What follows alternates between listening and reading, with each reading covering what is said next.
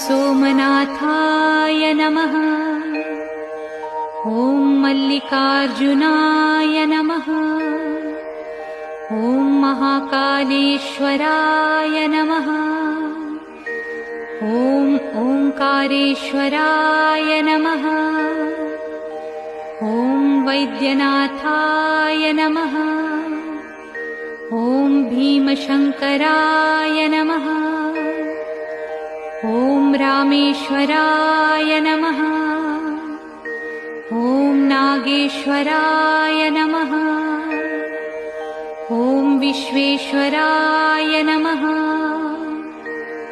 ॐ त्र्यंबकेश्वराय नमः। ॐ केदारेश्वराय नमः। ॐ भुस्मेश्वराय नमः।